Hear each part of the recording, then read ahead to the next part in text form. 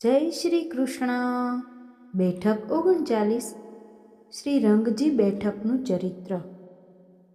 શ્રી આચાર્યજી મહાપ્રભુજીની બેઠક શ્રીરંગમાં કાવેરી નદીને તીરે છોકરના વૃક્ષ નીચે છે.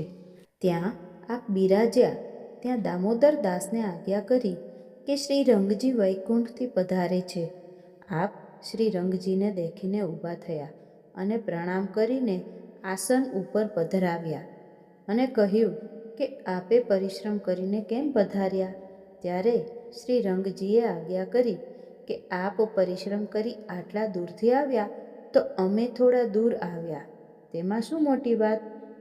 આપ દૈવી જીવોના ઉદ્ધાર માટે પધાર્યા છો. અને શ્રીનાથજીના પ્રાગટ્યના સમાચાર શ્રીરંગજીએ પૂછ્યું. કેવી રીતે આપ શ્રીનાથજીનું પ્રાગટ્ય, શું શું ચરિત્ર કર્યા અને કેવી રીતે બિરાજે છે તે આપ વિસ્તારપૂર્વક કહો. શ્રી આચાર્યજીએ શ્રીનાથજીના પ્રાગટ્યની બધી વાત શ્રીરંગજીને સંભળાવી. સુણીને શ્રીરંગજી બહુ પ્રસન્ન થયા અને શ્રીરંગજીએ કહ્યું કે હવે મંદિરમાં પધારો. શ્રી આચાર્યજીએ કહ્યું કે આપ પધારો, હું પછી આવું છું. પછી શ્રીરંગજીએ મંદિરમાં પધારી મુખિયા આનંદરામને આજ્ઞા કરી. શ્રી આચાર્યજી મહાપ્રભુજી પધાર્યા છે. તે સાક્ષાત પુરુષોત્તમનો અવતાર છે.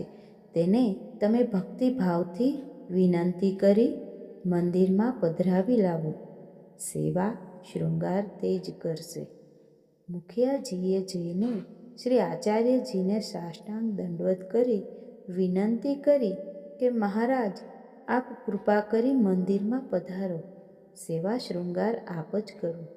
શ્રી ઠાકોરજીની આજ્ઞા છે. ત્યારે શ્રી આચાર્યજીએ પધારી શ્રીરંગજીને શૃંગાર કર્યા. આનંદરામ મુખિયાને મહાઅલૌકિક દર્શન થયા. ત્યારે મુખિયાએ વિનંતી કરી, મહારાજ, અમને શરણે લ્યો. આપે આજ્ઞા કરી કે તમે તો શ્રીરંગજીના કૃપાપાત્ર છો. ત્યારે રંગજીએ જ કહ્યું કે આ દૈવી જીવ છે, તેને સેવક કરો. ત્યારે શ્રી આચાર્યજીએ મુખિયાને નામ મંત્ર સંભળાવીને 10 રૂપિયા સામગ્રીના આપીને આજ્ઞા કરી કે સત્વર સામગ્રી સજીને લઈ આવો. ત્યારે મુખિયાજી સામગ્રી સિદ્ધ કરી થાળ લાવ્યા. આપે શ્રી હસ્તથી ભોગ સમર્પ્યો.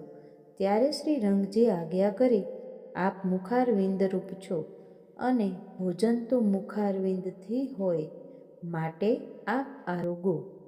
પછી શ્રીરંગજીએ આગ્રહ કરીને હસ્તકમળ પકડી પોતાની પાસે શ્રી આચાર્યજીને બેસાડ્યા. પરસ્પર ભોજન કર્યું. તે સમયે અનિર્વચનીય સુખ થયું. પછી આચમન કરી બીડા આરોગાવી આનંદરામ મુખિયાને કહ્યું કે આરતી લાવો. ત્યારે મુખિયા આરતી પ્રગટ કરી લાવ્યા. પછી શ્રીરંગજી પાસેથી આજ્ઞા લઈ આરતી કરી. આપ બેઠકમાં પધાર્યા. ત્યાં સપ્તાહ કરી. ત્યારે મહાઅલૌકિક આનંદ થયો. ત્યારે શ્રીરંગજીમાં જે માયાવાદી હતા તે ભેળા થઈને ચર્ચા કરવા આવ્યા. શ્રી આચાર્યજીએ બધાને સત્કાર કરી બેસાડ્યા. પછી ચર્ચા થઈ. 2 ઘડીમાં શ્રી આચાર્યજીએ માયાવાદીને નિરુત્તર કર્યા અને ભક્તિ માર્ગનું સ્થાપન કર્યું. ત્યારે શ્રીરંગજીમાં જય જયકાર થયો. આવું મહાત્મ્ય જોઈને અનેક જીવ શ્રી મહાપ્રભુજીને શરણે આવ્યા. પછી આપ શ્રીરંગજીથી વિદાય થઈ વિષ્ણુકાંચી પધાર્યા. ઇતિ શ્રી મહાપ્રભુજીની શ્રીરંગજીની બેઠક ચરિત્ર સમાપ્ત. ધન્યવાદ.